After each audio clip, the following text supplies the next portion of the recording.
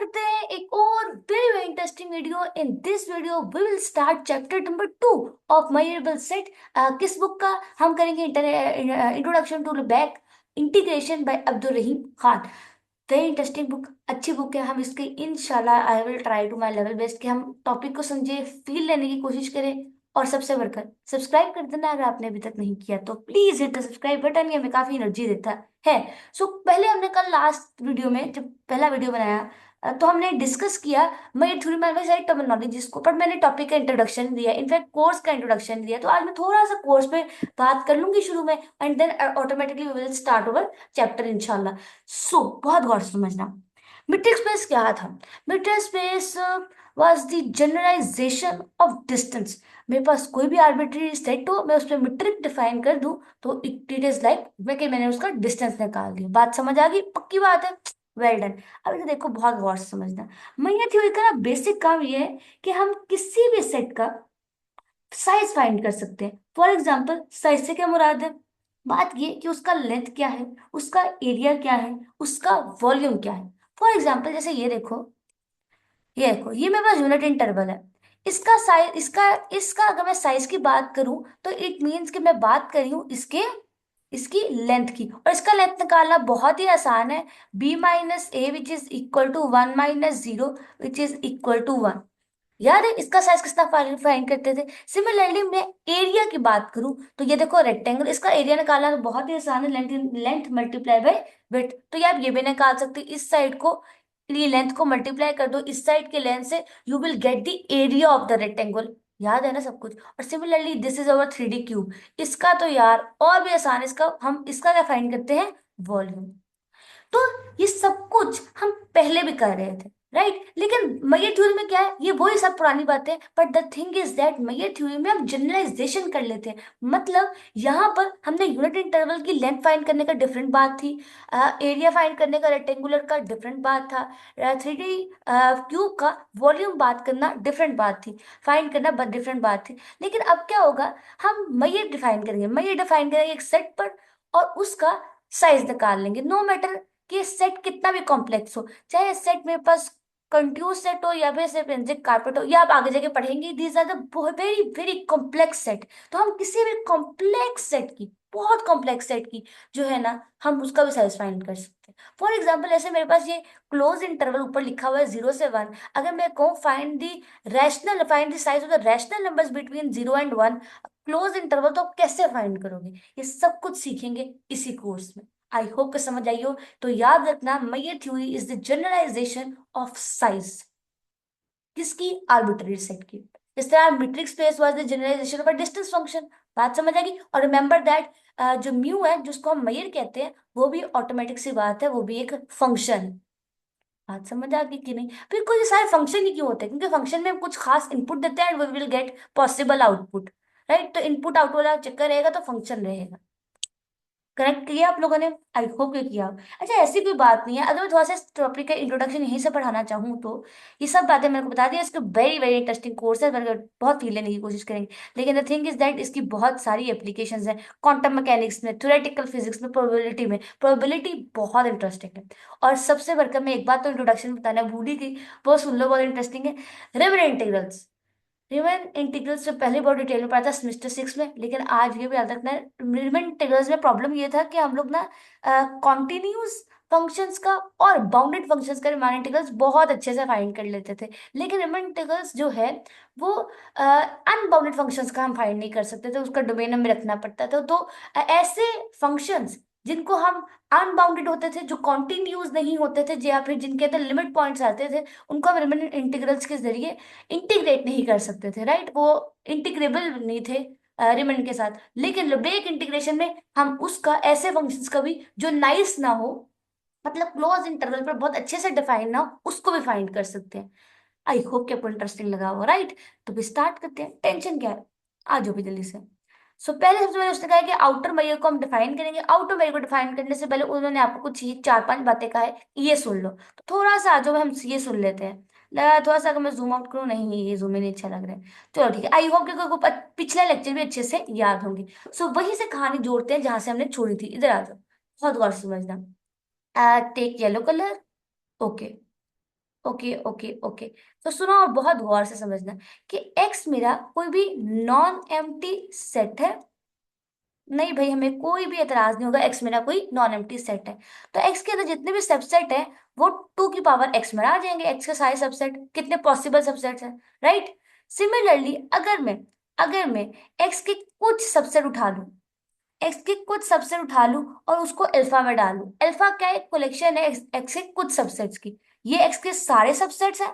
कहानी को सुनते जाना, कनेक्ट करना, फील लेना।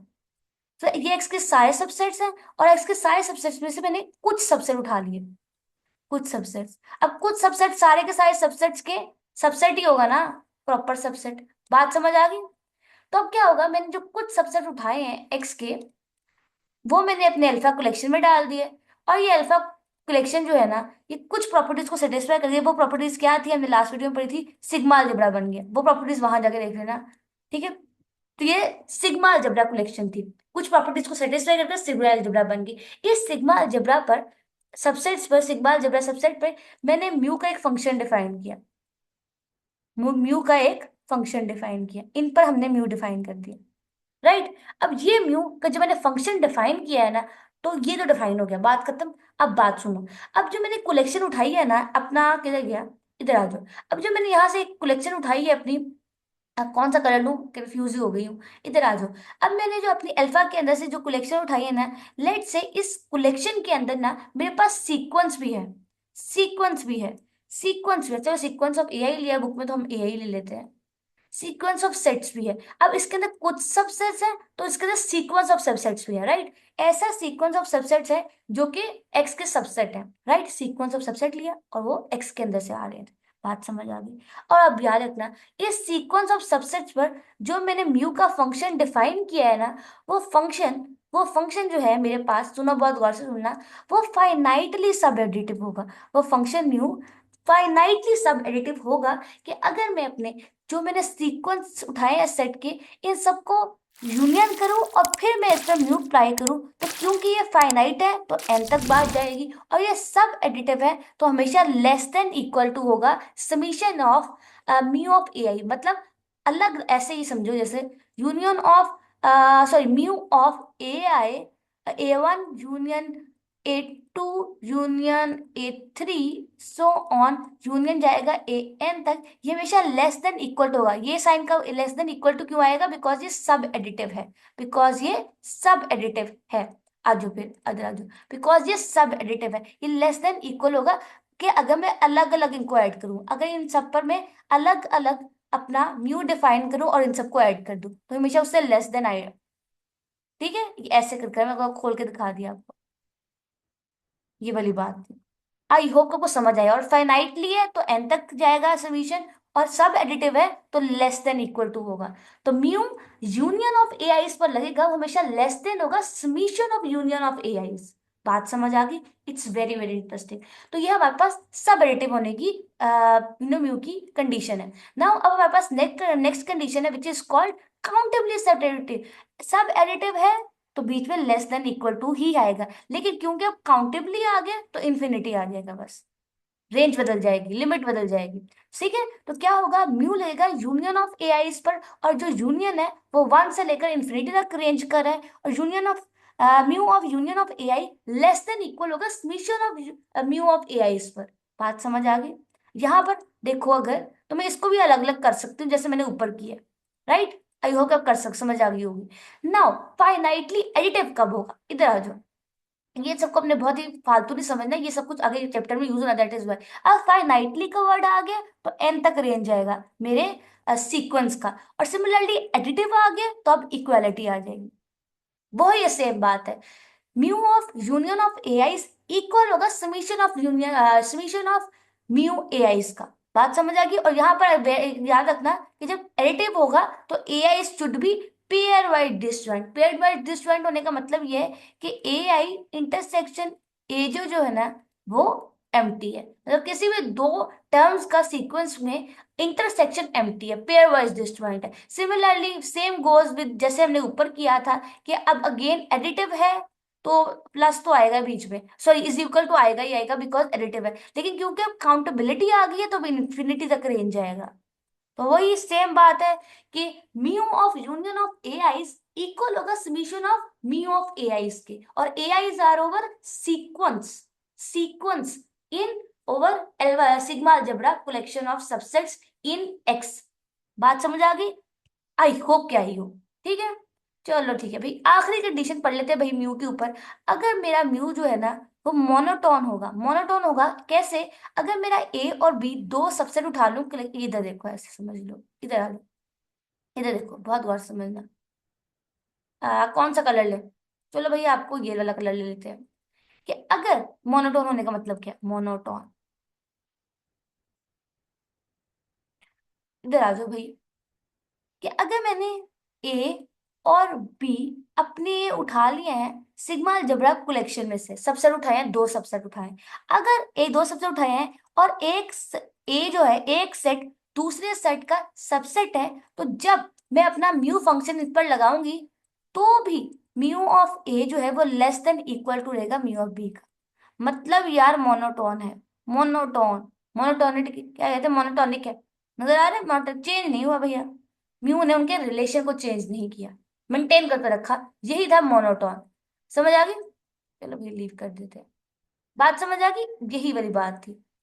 ये देखो, okay so we are very very clear with these things. Countably subadditive क्या होता है, फाइनाइटली सब एडिटिव क्या होता है, finitely additive, countably additive, countably additive को सिग्मा एडिटिव भी कहते हैं, और monotone. These are the things we have learn to till now. Now जैसे हमने लास्ट वीडियो में मैयर की डेफिनेशन देखी थी, आज जो बुक से इस मैयर की डेफिनेशन पढ़ लेते हैं। अब वो म्यू जो पहले सब एडिटिव, काउंटेबली एडिटिव और बाकी सब कुछ हुआ, मोनोटोन हुआ, उसको हमने डिस्कस किया। Same goes here. अब मेरी बात बहुत गौर से समझना, वो ही कहानी जो मैंने पहले ही डाली थी ना, मैं दोबारा आपके सामने डालने लगी हूँ कि क्या होगा कि एक्स मेरा नॉन, यहीं पे हो यार बहुत गंदा लगेगा, लेकिन चलो मैं थोड़ा कलर दूसरा लेती हूँ ताकि अच्छे से नजर आए। टेक ब्लू कलर, इधर आ जाओ, थोड़ा सा मैं पेन मोटा कर लेती हूँ। ओके, सो एक्स मेरे पास एक नॉन एम्प्टी सेट है अगेन, और टू पावर एक्स जो है वो एक्स के सारे सबसेट है। एक्स के सारे सबसेट में से मैंने कुछ सबसेट उठा लिए। हाँ भाई उठा लिए, ये सबसेट जो है ना वो सिग्मा अलजबरा होंगे। ये सबसेट भी सिग्मा अलजबरा सबसेट्स हैं एक्स के। और ये सिग्मा अलजबरा सबसेट पर मैंने एक फंक्शन डिफाइन किया विच इज म्यू, म्यू। ये मैंने फंक्शन डिफाइन किया म्यू, और ये फंक्शन जो म्यू है ना वो रियल वैल्यूड फंक्शन है। अब रियल वैल्यूड फंक्शन ऐसा फंक्शन होता है जिसका, अब गौर से सुनना, जिसका डोमेन, जिसका को domain sorry, real valued function ऐसा फंक्शन होता है जिसका को डोमेन रियल वैल्यूज होते हैं। नो मैटर के डोमेन क्या है, बट को domain always should be real numbers. ठीक है, रियल नंबर। यहाँ पे एक्सटेंडेड का वर्ड आया है, एक्सटेंडेड का वर्ड आया है, इसका मतलब है माइनस इन्फिनिटी से लेकर इन्फिनिटी तक की बात हो रही। बात समझ आ गई? और ये सब कुछ मेरे सिग्मा अलजेब्रा कलेक्शन पर डिफाइन है। म्यू मेरा डिफाइन है सिग्मा अलजेब्रा कलेक्शन पर। अब ये म्यू मेरा डिफाइन किया है ना, जो कि एक्सटेंडेड रियल वैल्यूड फंक्शन है मेरे सिग्मा अलजेब्रा सबसेट्स पर, ये फंक्शन क्या होगा, ये देखो, ये फंक्शन मेरा क्या होगा, ये होगा, क्या होगा, मैयर होगा मेरे अल्फा पर, मेरे सिग्मा अलजेब्रा कलेक्शन पर। अगर पहली कंडीशन वही है कि अगर मैं अपना mu measure of five function, measure of null function, null set क्या हो, जीरो। और मैयर ऑफ, अगर मैं ए अपनी कलेक्शन में से कोई भी नॉन एम्प्टी सेट उठाऊं तो उसका मैयर हमेशा पॉजिटिव रहना चाहिए। सिमिलरली, और जो मेरा, अगर मेरा म्यू जो है वो काउंटेबली एडिटिव होना चाहिए। काउंटेबली एडिटिव का होने का मतलब ये है कि अगर मैं कलेक्शन उठाऊं ए आई इसकी, जो मेरे अल्फा से बिलोंग कर रहे हैं, तो मैयर ऑफ यूनियन, अब काउंटेबली है तो इन्फिनिटी तक जाएगा, ए इज इक्वल टू वन, और ए आई इज, अब यहाँ पे एडिटिव का वर्ड है तो यहाँ पे इक्वल आएगा। ये लो इसके, अब summation union of A I, mu of A I, summation I is equal to one, और जाएगा अपना म्यू ऑफ ए आई। तो ये तीन कंडीशन जिस भी सेट में हो, और वो सिग्मा अलजेब्रा सबसेट्स हो एक्स के, और उन पर ये म्यू फंक्शन डिफाइन हो, तो म्यू ऑफ पाई जीरो होता है, mu of A is greater than equal to zero. और तीसरी कंडीशन ये है कि अगर मेरे कलेक्शन में सीक्वेंस ऑफ आ रहे हैं सबसेट्स, तो वो काउंटेबली एडिटिव होने चाहिए, मतलब काउंटेबल यूनियन होना चाहिए। बात समझ आ गई सबको यहाँ तक? आई होप क्या आई हो ना भाई। आगे बढ़ते हैं और अब अपनी नेक्स्ट चीज की तरफ बढ़ते हैं। नेक्स्ट चीज क्या है भैया, और अब ये वाली बात है कि एक्स मेरा कोई अब सुनो, बहुत गौर से समझना। वही चीजें जो हमने लास्ट लेक्चर में पढ़ी थी, आज हम उन्हीं को डिस्कस करेंगे। इधर देखो, नई चीजें नहीं है, सब कुछ पुराना है, but the thing is that ज्यादा आज रिलेटेबल लग रहा है, बिकॉज पहली दफा चीज पढ़ो तो हमेशा मुश्किल लगती है, दूसरी दफा तो पढ़ो तो आसानी लग रही होती है। तो आज बिल्कुल वही कंडीशन चल रहा है। सो अब देखो, एक्स मेरे पास कोई भी नॉन एम्प्टी सेट है। एक्स मेरे पास मेरा सेट है, एक्स मेरा सेट है, और सिग्मा अलजेब्रा कलेक्शन है सबसेट्स की, जो कि sigma sorry sigma algebra collection है मेरे एक्स की। और इस एक्स पर जब मैंने म्यू का फंक्शन डिफाइन किया, तो इन तीनों ने मिलकर क्या बनाया? मेयरेबल स्पेस। तो मेयर सेट से मेयरेबल स्पेस बनती है, वही वाली बात। नथिंग स्पेशल, जो ऊपर डिफाइन किया ना मेयर, उसी मेयर ने मेयरेबल स्पेस बनाया। राइट हो गया। चलो, नेक्स्ट मूव करते हैं। ये हमने पहले भी डिस्कस किया था, आज फिर डिस्कस कर लेते हैं, which is called counting measure. Counting measure बड़ा इंटरेस्टिंग है यार। काउंटिंग मैयर बहुत इंटरेस्टिंग इस सेंस में है कि अब हमारे पास जो एक्स है वो सेट ऑफ नेचुरल नंबर्स है, और सेट ऑफ नेचर, अच्छा देखो, अब set of natural number is not equal to zero. Set है हमारे पास, तो इसके कितने सबसेट होंगे? टू की पावर एन। और तो इसके हमने कुछ सबसेट उठाने हैं, तो हम इसके ऐसे ले लेंगे, सिग्मा अलजेब्रा। और याद रखना, हमने म्यू डिफाइन किया है, अब इस पे हम सिग्मा अलजेब्रा पर म्यू डिफाइन करेंगे। थोड़ा साफ करके यहाँ लिख लें, थोड़ा साफ हो जाएगा। इधर आ जाओ, कुछ समझने की कोशिश करते हैं साथ साथ। आ जाओ भैया। एन मेरे पास सेट ऑफ नेचुरल नंबर्स है, नॉट इक्वल टू जीरो। इसके हमारे पास टू की पावर एक्स सबसेट एग्जिस्ट करते हैं। इसमें से हमने कुछ सबसेट उठा के अपने अल्फा में डाल लिए, और ये अल्फा में जो हमने डाले हैं, ये सिग्मा अलजेब्रा है भाई, सिग्मा अलजेब्रा वाले सबसेट है, सिग्मा अलजेब्रा वाले सबसेट्स हैं। और याद रखना यार, हम इसमें म्यू डिफाइन करेंगे। अब जो म्यू फंक्शन इसमें डिफाइन करेंगे ना, वो डिफाइन हो रहा है अल्फा से लेकर एक्सटेंडेड रियल नंबर्स लाइन तक, ये लो यहाँ तक, या फिर आप इसको ऐसे भी लिख सकते हो, अल्फा से लेकर माइनस इंफिनिटी से लेकर इंफिनिटी तक। ये लो, म्यू डिफाइन हो गया डिफाइन। सिग्मा अलजेब्रा कलेक्शन इसकी डोमेन है, और को डोमेन हमारे पास क्या है? रियल नंबर्स है, रियल वैल्यूड फंक्शंस है। राइट, तो अगर म्यू ऑफ ए, ओके, अब ये देखो, ये कहानी जहां से चल गया। ओके, अब नई नेक्स्ट बात ये है कि अगर मैं कोई सेट उठाऊं ए अपने सिग्मा अलजेब्रा से, सिग्मा अलजेब्रा कलेक्शन में से, तो अगर मैं अपना म्यू इस सेट पर डालूं, जो सा सेट मैंने उठाया उसमें म्यू लगाऊं, और आंसर, और जो मैं ठीक है डाल लिया, मैंने पॉइंट उठा लिया। अब मैंने एक सेट उठा लिया, उस सेट में म्यू भी लगा दिया। लेकिन अगर मैं कोई पॉइंट लूं एक्स, अगर कोई, अच्छा ठीक है, जब मैंने इस पर डाला, कंफ्यूज हो गई हूँ मैं भी और मैंने जब इस पर डाला, म्यू लगाया अपने सेट पर जो कि मैंने सिग्मा अलजेब्रा कलेक्शन से उठाया है, तो याद रखना उसका म्यू इक्वल होगा उसकी कार्डिनलिटी के। म्यू ऑफ ए इक्वल होगा कार्डिनलिटी ऑफ ए, इफ, कब? अगर ए जो मैंने लिया है वो एक फाइनाइट सेट है। अगर मैंने सिग्मा अलजेब्रा से फाइनाइट सेट उठाया है, तो mu of A cardinality of A होगा। लेकिन म्यू ऑफ ए जीरो होगा, म्यू ऑफ ए इंफिनिटी होगा, sorry, mu of A infinity होगा अगर ए मेरे पास इंफिनिटी सेट है।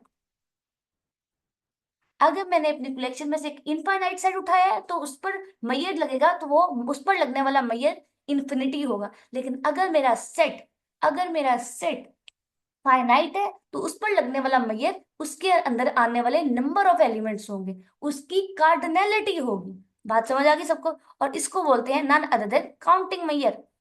नाउ, तो हमारा सेट जो था वो सेट ऑफ नेचुरल नंबर्स था, और इस पर हमारे पास ये कलेक्शन ने जो उठाई थी, राइट, सारे के सारे सबसेट अपने अपने कलेक्शन ने जो उठाए थे, और फिर एक सबसेट उठाया था हमने जो बिलोंग करा था अल्फा से। तो ये हमारे पास काउंटिंग मैयर बन गया था। अब इस काउंटिंग मैयर को ना, मैयर है, काउंटिंग में मैयर है तो मैयर है, तो अब इसको फौरन से हम फाइंड करते हैं कि अगर इसको मैयर है, तो automatically it has to satisfy these three properties, right. So अब दिस थ्री प्रॉपर्टीज को ना हम सेटिस्फाई करने की कोशिश करते हैं। सो लेट्स सॉल्व, पहली वाली प्रॉपर्टी कि phi of, sorry, mu of phi is equal to, क्या मैं लिख सकती हूँ फाई को ए माइनस ए? हाँ, लिख सकते हैं। तो ना अब मैं इसको अलग अलग कर देती हूँ, phi of mu of A minus mu of A, और इट बिकम्स जीरो। बात बन गई, phi mu of phi is equal to zero. हमने सेटिस्फाई कर दिया पहला प्रॉपर्टी। नाउ नेक्स्ट प्रॉपर्टी की तरफ चलते हैं। Okay, so mu of A को हमने देखना था, म्यू ऑफ ए को greater than equal to zero proof कराना है। सो म्यू ऑफ ए को मैं लिख सकती हूँ ए यूनियन फाई। हाँ, हम लिख सकते हैं, डेफिनेटली लिख सकते हैं। तो विच इज इक्वल टू, अब यहाँ पर काउंट, क्योंकि हमारे पास वो होती है क्या अपना काउंटेबली एडिटिव, तो हम इसको इस फॉर्म में लिख सकते हैं। इसको इस फॉर्म में लिख सकते हैं ना, न्यू चेंज कर कर। ये लो फाइव, और फाइव इक्वल हो गया, ये देखो बात बन गई, एकदम बन गई। राइट, तो हो गया हमारे पास greater than equal to zero. This implies that कि म्यू ऑफ फाइव जो है वो लेस देन इंफिनिटी है। बात समझ आ गई? एकदम आ गई होगी। नाउ अब हमारे पास तीसरी प्रॉपर्टी ने सारा का सारा मामला डालना था। तीसरी प्रॉपर्टी ये थी कि हमने सीक्वेंस ऑफ लेना है एलिमेंट्स, सीक्वेंस ऑफ। तो सपोज दैट, इसको किस तरह करेंगे बहुत गौर से समझना। Suppose that there exist integer, कौन सा integer, N naught such that, e of n naught be infinite set. अब हमने अपने सेट ऑफ नेचुरल नंबर से एक इनफाइनाइट सेट उठा लिया। राइट, एक इनफाइनाइट सेट ले लिया अपने सेट ऑफ नेचुरल नंबर से। देन अगर एक इनफाइनाइट सेट है, then mu of five, E E N naught is equal to infinity. Similarly अगर ये खुद एक अगर mu of E N naught infinity है, तो अगर आप इसका समीशन करेंगे, ये देखो, अगर ये एक ई एन है तो इसका समीशन ऑफ जो है हमारे पास, म्यू आना था बाहर, म्यू आना था, तो म्यू ऑफ ई एन भी जो है वो इंफिनिटी होगा। बात समझ आ गई? काउंटेबली है आंसर। ठीक हो गया। अगर अगर एक सेट पर लगने वाला म्यू इन्फिनिटी है, तो हम हर सेट पर लगाए म्यू और उनको ऐड कर ले, देन भी तो हमें इन्फिनिटी मिलेगा ना। कॉमन सेंस यार, बात समझ आ गई? सिमिलरली अगर अगर अगर अगर अगर हम इन सबका यूनियन करें, यूनियन करेंगे तब क्या कंडीशन रहेगा, वन ई एन, ये भी ऑफ कोर्स अगर ये सेट इनफाइनाइट है तो उसका यूनियन भी इनफाइनाइट होगा। सेट इनफाइनाइट है, यूनियन भी इनफाइनाइट हो गया। So mu of union of N लिख लो, एन एन एन, कभी आई लिख रहे हो कभी एन लिख रहे हो, हम एन को ही लेकर चलेंगे। ई एन भी जो है वो इंफिनिटी के इक्वल हो गया। So we have prove that, अच्छा यहाँ देखो, इसको इक्वेशन नंबर वन मान लो, this is equation number one और equation number two. So from equation number one and equation number two we have got that कि mu of union of E N equal है हमारे पास summation of mu of E N के। हो गई countably additively property satisfy. Now अगर ये हमने प्रूव कर दिया विद रिस्पेक्ट, जब हमारे पास सेट ई एन जो हमने लिया है वो इनफाइनाइट सेट है, लेकिन अगर हमारे पास आ जाए केस टू ले लेते हैं, अगर हमारे पास जो सेट है वो फाइनाइट है, राइट, आजो, if E N naught are finite sets, अगर हमारे पास ये सारे फाइनाइट सेट्स हैं तो देखो तब क्या होगा, फाइनाइट सेट, अगर फाइनाइट सेट है, देन अगर फाइनाइट सेट है तो फिर ऑटोमेटिक सी बात है कि mu of sorry mu of E N not जो होगा, mu of E N not वो लेस देन इन्फिनिटी होगा। हाँ, क्योंकि फाइनाइट सेट तो म्यू भी हमेशा लेस देन इन्फिनिटी ही होगा, डेफिनेटली 100% होगा। अगर म्यू ऑफ एक सेट पे लगने वाला म्यू इन्फिनिटी है, तो आप बहुत सब पर लगाकर अगर आप इन सबको कर दो ऐड, सब पर म्यू लगाओ और इन सबको ऐड करो, तब भी हमारे पास आंसर, सभी हमारे पास आंसर लेस देन इन्फिनिटी ही आएगा, 100%। राइट, यहाँ पर गया इन्फिनिटी से, तो यह हमारा कंडीशन नंबर वन रहेगा। और सिमिलरली अगर, तो अब इन सबका अगर हम समीशन करें तब भी यही रहेगा, समीशन करें तब भी यही रहेगा, समीशन कर दे म्यू लगाकर तब भी यही रहेगा। यहाँ पे यूनियन करना तो भूल गए, यूनियन करना तो हम भूल ही गए। ओके ठीक है, यहाँ पे हमने वही निकाला कंडीशन। अगर हम इन सबका यूनियन कर दें तो क्या होगा, यूनियन कर दो भैया, तो क्या होगा, ऐसे आएगा यूनियन के अंदर, यूनियन एन तक जाएगा, N is equal to one E N, और यहाँ पर हम लगाएंगे अपना म्यू, तो भी लेस देन इन्फिनिटी ही रहेगा। तो अब देखो again, right side is equal to left side and right side are equal to, equation number one and equation number two are equal. So हो गया काउंटेबली एडिटिव वाली प्रॉपर्टी फिर से हो गया सेटिस्फाई। बहुत ही कोई आसान था। आई होप कि आपको समझ आई हो कि what we have done here. यहाँ पर चलो म्यू ऑफ ई एन लगना। बात समझ आ गई? जब फाइनाइट सेट है तो ऑफ कोर्स इस पर लगने वाला म्यू लेस देन इन्फिनिटी ही होगा। राइट, बात समझ आ गई। सिमिलरली यहाँ पर देखो, जब इनफाइनाइट सेट तो दोनों इन्फिनिटी के इक्वल होंगे, दोनों फिर बराबर होंगे। और लेकिन जब हमने फाई ऑफ ए को हमने इस तरीके से प्रूव किया, और म्यू फाई क्यों बोला है, really sorry, mu of A को हमने ऐसे प्रूव किया और म्यू ऑफ फाई को हमने ऐसे प्रूव किया, जीरो के ऊपर। बात समझ आ गई सबको? आई होप कि आपको समझ आई हो। आगे बढ़ते हैं, हमारी नेक्स्ट चीज क्या है, थोड़ा सा ही रह गया और सुन लो, फिर चले जाना अपने घर वापस। सुन लो, ये हमने प्रूव कर लिया। ओके, इधर आ जाओ। हमारी नेक्स्ट प्रोपोजिशन ये है कि मैयर, बस मैयर स्पेस के बारे में, कि मैयर स्पेस की कुछ और प्रॉपर्टीज भी होती है। मैयर स्पेस की कुछ प्रॉपर्टीज सुनना, बहुत गौर से समझना। पहली प्रॉपर्टी ये है कि अगर इफ देयर एग्जिस्ट, अगर हम कोई सबसेट उठाएं, अगर कोई एक सेट उठाएं, सबसेट उठाएं अपने कलेक्शन में के, सच दैट के phi of mu of A जो है वो लेस देन इन्फिनिटी हो, then mu of phi is equal to zero. एक सेकेंड इधर देखो, बट यही तो हमने किया है अभी, ये वाली चीज। अगर मैं साफ करके आपको दिखा सकूं, काश मैं आपको साफ करके दिखा सके। ये देखो, यही तो मैंने भी किया है कि फाइव म्यू ऑफ ए जो है वो लिख सकती हूँ mu of A union five. तो उन्होंने कहा जब भी ये देखो, उन्होंने कहा है कि अगर हम जब भी ए उठाएं अपने कलेक्शन में से और फाइव ऑफ ए लिखें, फाइव ऑफ ए जो है हमारे पास वो लेस देन इंफिनिटी हो। ये लेस देन इंफिनिटी कब आएगा? जब मेरा ए फाइनाइट हो, A is finite. In case of in case of counting measure, counting measure के केस में यही था ना, ए फाइनाइट था, हमने लिया था यहाँ पर। तो जब हमने काउंटिंग मैयर के केस में ए फाइनाइट लिया, तो उस पर लगने वाला मैयर हमेशा लेस देन इन्फिनिटी ही होगा, मतलब कोई फाइनाइट नंबर ही आएगा। तो जब भी mu of A less than infinity हो, तो याद रखना, वो कहते हैं mu of phi always equal to zero. ये वाली बात, ऑल तो वैसे भी जीरो था, लेकिन ये प्रॉपर्टी ही है। बात समझ आ गई? आई होप कि आपको समझ आई हो। और यहाँ पर हमने एग्जैक्टली वैसे यहाँ पर ऊपर यही किया था हमने। राइट, आई होप कि समझ आई हो आपको। नेक्स्ट मूव करते हैं। नेक्स्ट प्रॉपर्टी क्या है कि म्यू जो है वो मोनोटोन है। मोनोटोन होने का मतलब ये है कि अगर ए और बी मेरे दो सबसेट है कलेक्शन में से, और ए लेट से सबसेट है बी का, देन म्यू ऑफ ए भी subset less than equal to होगा म्यू ऑफ बी के, क्योंकि वो उसका सबसेट है। बात समझ आ गई? तो मोनोटोन है, उसने उसकी जो प्रॉपर्टी थी उसको खत्म नहीं किया, बल्कि लेकर चला अपने अंदर। बात समझ आ गई? आई होप कि आपको आई। नेक्स्ट प्रॉपर्टी को देखते हैं। ये बहुत इंटरेस्टिंग प्रॉपर्टी है, बल्कि ये बड़ी फेमस प्रॉपर्टी है। आ जाओ भाई, फेमस बना दी कि बड़ी अच्छी प्रॉपर्टी, फेमस कहाँ, किताबों में थोड़ी आई। चलो ठीक है। तो let A N is a sequence of pair by disjoint sets. अब पेयर बाय डिसजॉइंट है तो इसका मतलब है A I intersection A G is equal to five. किसी भी दो किसी भी दो टर्म्स का जो आपस में इंटरसेक्शन है वो क्या होगा? एम्प्टी, बिकॉज ये पेयर वाइज डिसजॉइंट है।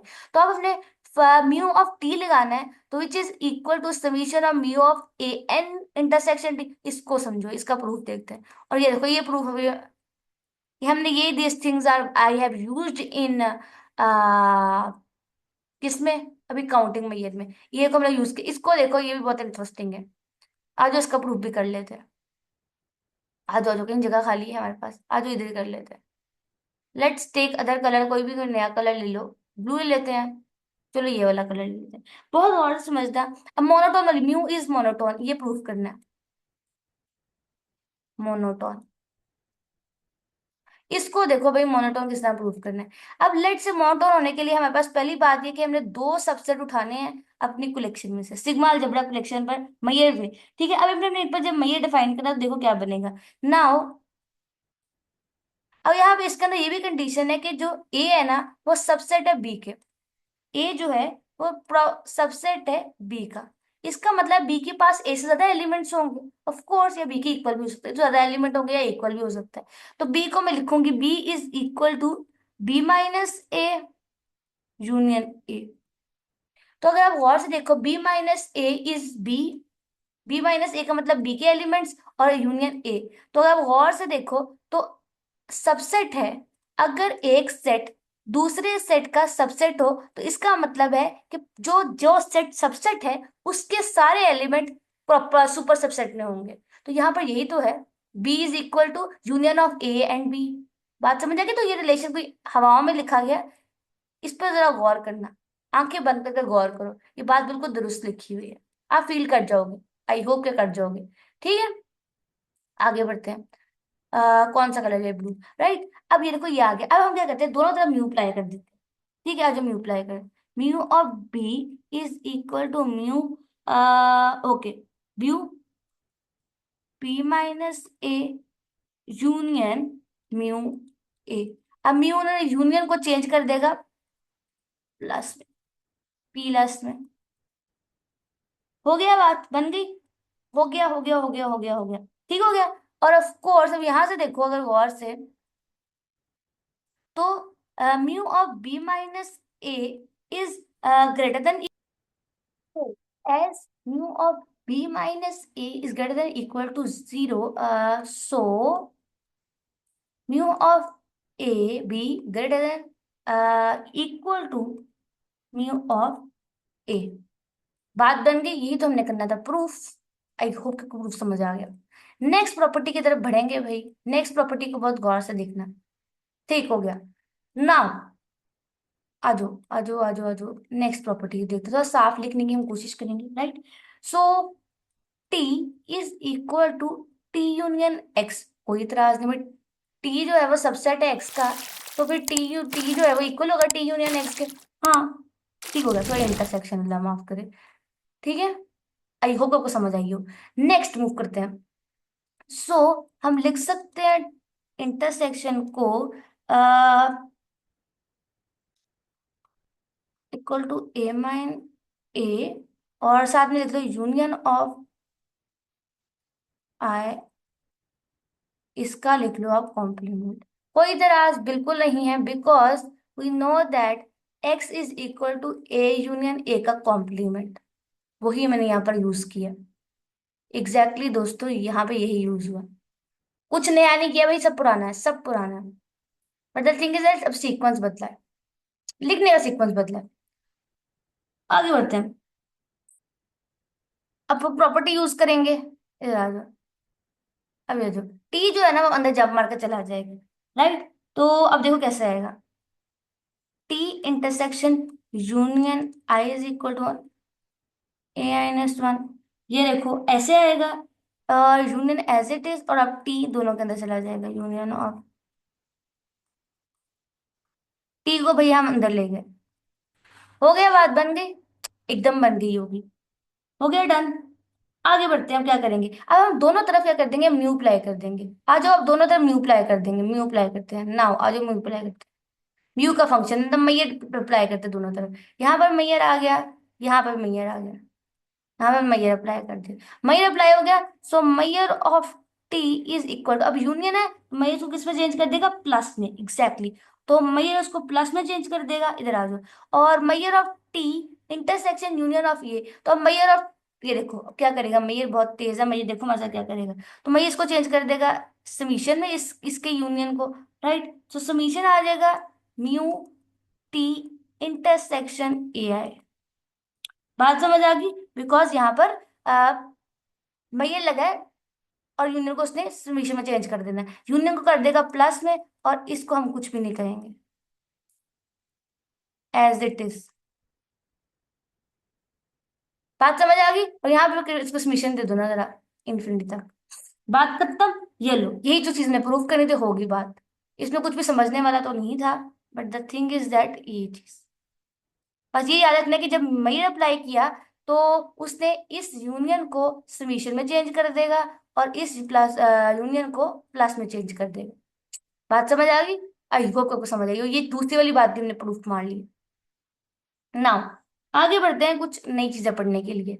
सो a measure space together with a measure space, इधर देखो मैयर स्पेस बनती किस तरह है, of course X sigma algebra collection और मैयर का फंक्शन एक्स, मैं सिग्मा अलजेब्रा कलेक्शन और म्यू मिलकर क्या बनाते हैं, मैयर स्पेस। की मैयर स्पेस जो है हमारे पास वो फाइनाइट होगी अगर मैयर ऑफ एक्स इंफिनिटी के कम होगा, और सिमिलरली मतलब लेस देन इन्फिनिटी होगा, मतलब फाइनाइट होगा। एक्स पर लगने वाला मैयर जो है फाइनाइट हो जाएगा, तो मैयर स्पेस फाइनाइट होगी। सिमिलरली अगर हमारे पास कोई एक सेट ए है वो फाइनाइट मेजर होगा ए पर। अगर अगर मैंने कोई ई लिया है, कोई भी सेट लिया है अपने सिग्मा अलजेब्रा कलेक्शन पर, तो ये सेट फाइनाइट सेट फाइन इस सेट पर लगने वाला मेजर को हम फाइनाइट मेजर कहेंगे।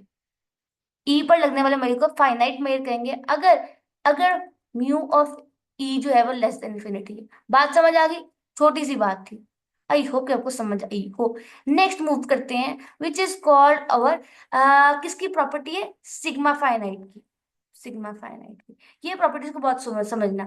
एक्स मेरे पास मेजरेबल स्पेस है, एक्स मेरे पास कोई मेजरेबल स्पेस है, तो हमारे पास मैंने अपने सिग्मा अलजेब्रा कलेक्शन में से एक सीक्वेंस उठाया, एक सीक्वेंस उठाया। ऐसा सीक्वेंस भाई मैंने उठाया है कि जब मैं उस सब का यूनियन करूँ ना, सारे सीक्वेंस की टर्म का यूनियन करूँ, तो आई विल गेट मेरा एक्स बैक। वो सेट जिसका मैंने सिग्मा अलजेब्रा कलेक्शन ली थी ना, उसका मैंने ऐसा सीक्वेंस सिग्मा अलजेब्रा में से उठाया कि उसको यूनियन करने से ना, कि मुझे बैक वापस मिल गया अपना एक्स सेट। और याद रखना, एंड एक ये चीज और याद रखना, उसमें हर सीक्वेंस की टर्म का जो मैयर है ना, वो भी लेस देन इंफिनिटी होगा फॉर ऑल एन। तो याद रखना, ऐसी कलेक्शन को और ऐसी स्पेस को हम सिग्मा फाइनाइट कहेंगे, वेरिएबल स्पेस को सिग्मा फाइनाइट कहेंगे। कंडीशन याद रखना कि जो सिग्मा सीक्वेंस की टर्म हमारी कलेक्शन में आएंगी, वो सीक्वेंस की टर्म ऐसी होंगी कि उनका यूनियन करने से हमारी पूरी की पूरी एक्स में मिल जाए, स्पेस वापस मिल जाए हमें, और हर टर्म पर लगने वाला मेजर फाइनाइट होगा। बात समझ आ गई? आई होप क्या ही। अब आ जाओ एक नेक्स्ट चीज पढ़ते हैं, which is very very important example. So हमारे पास अल्फा है, वो कलेक्शन है सिग्मा अलजेब्रा सबसेट की एक्स की, हाँ यही है। तो याद रखना कि अगर हम ई ले, ई कोई भी सेट है, of course belongs to alpha collection, right? So अगर मेजर ऑफ ई जो है वो जीरो के इक्वल होगा, अगर इफ ये लो, यही वाली बात है, measure of phi is equal to zero, अगर हमारे पास ई जो है फाइनाइट सेट है, सॉरी एम्प्टी सेट है, mu of empty set is equal to zero. और अगर ई जो है वो एक नॉट, म्यू ऑफ ई जो है वो इन्फिनिटी के इक्वल होगा, अगर मेरे पास ई जो है वो not equal to finite set है। अगर हमारे पास E non non empty set है, तो उस पर लगने वाला मेजर इन्फिनिटी के इक्वल होगा। और अगर मेरे पास ई एक फाइनाइट इनफाइन क्या है, एम्प्टी सेट है, सॉरी नॉन एम्प्टी सेट है, तो इन्फिनिटी आएगा। लेकिन अगर एम्प्टी सेट है तो जीरो आएगा। सिमिलरली इसी से देखो, इस पैरेलल है दूसरा, वी ऑफ ई। वी भी एक फंक्शन ही है। अगर इस अब ये देखो, अगर कोई एलिमेंट पॉइंट बिलोंग करता होगा मेरे सेट से, जो कि मैंने ई जो है, अच्छा एक्स जो है, मैंने वो जो पॉइंट में ले रही हूँ पी, वो मेरे स्पेस में से है, मतलब एक्स का है।